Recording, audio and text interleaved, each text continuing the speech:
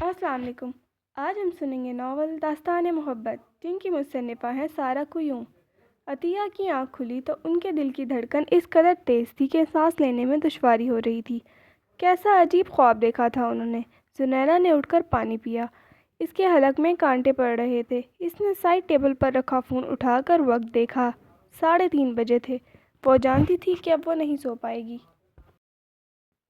सना ने साथ सोई हुई मरियम पे एक नज़र डाली और दबे पांव बिस्तर से उतर गई।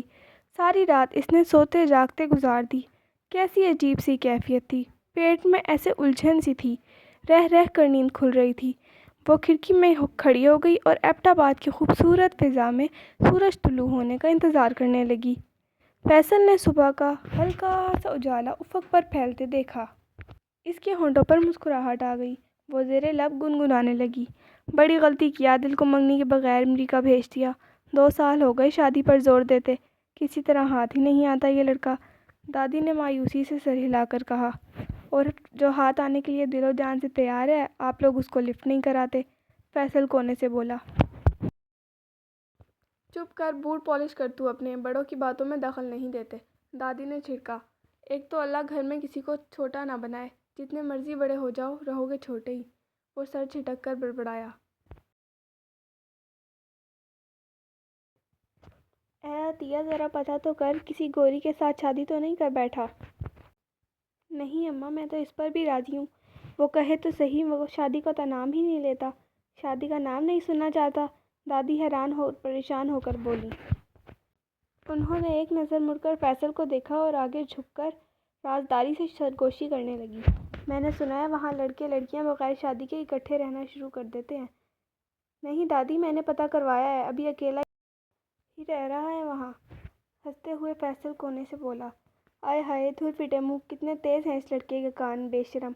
दादी गड़बड़ा कर बोली। फैसल ने अपने जूते दीवार के साथ रखे और हाथ झाड़कर दादी के पास आ बैठा। दादी, आदिल किसी ऐसी वैसी लड़की से शादी नहीं करेगा। तो कैसी लड़की से शादी करेगा, हमें भी बता दे, हम ढूंढ देते हैं। आप नहीं ढूंढ सकती। क्यों, इतनी अच्छी लड़कियां हैं मेरे जानने वालों में। वो बताए तो सही, ऐसी कैसे, घरेलू, डॉक्टर या इंजीनियर। हाँ माँ, आदिल इंजीनियर है तो उसके साथ इंजीनियर ही सूट करेगी। जैसे डॉक्टर के साथ डॉक्टर, अतिया फ़ौरन बोली। और घरेलू के साथ घरेलू। फैसल ने लुकमा दिया। चुप कर। हाँ तो वो अपने नुमान की बेटी है ना, इंजीनियर बन रही है, बड़ी लायक है। अरे दादी, उसे तो ढंग से चाय भी नहीं बनाने आती। इसका आप 2 सुघड़ ख़वातीन के साथ गुजारा कैसे होगा। ज़िंदगी खाने पकाने के गिर्द घूमती है। फैसल ने माथे पर हाथ मारकर कहा। हैं, अच्छा, खाना पकाना नहीं आता उसे।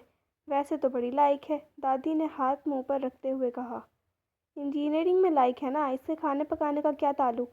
लोग पूछेंगे बहू ने क्या बनाया है, अम्मी कहेंगी नट बोल्ट। फैसल ने हंसकर कहा। दादी सोच में पड़ गई।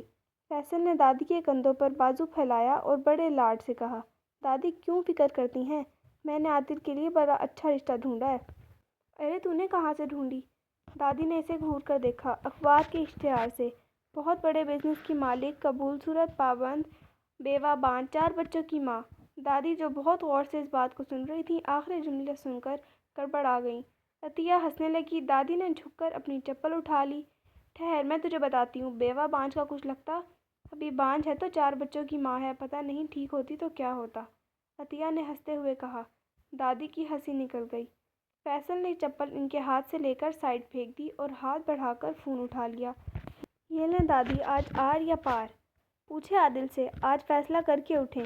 इसने नंबर डायल करके दादी को पकड़ा दिया। हेलो आदिल, कैसा है बेटा। दादी ने प्यार से कहा। ठीक हूँ दादी, आप कैसी हैं। मैं ठीक हूँ। रिश्ता तय करने लगी हूँ मैं तेरा। ओह फॉर गॉड सेक दादी, मैं अभी शादी नहीं करना चाहता। वो बेजारी से बोला। क्यों नहीं करना चाहता। दादी ने डांट कर बोला। हाँ हाँ, पूछें इससे क्यों नहीं करना चाहता। फैसल ने दादी से सरगोशी में कहा। मेरी मर्ज़ी, आदिल ने उकता कर कहा। दादी, इससे पूछें कहीं इसे कोई मसला तो नहीं है। साथ बैठे फैसल ने कोनी मार कर कहा। आदिल सुन बेटा, तुझे कोई मसला तो नहीं है। दादी ने मासूमियत से पूछा।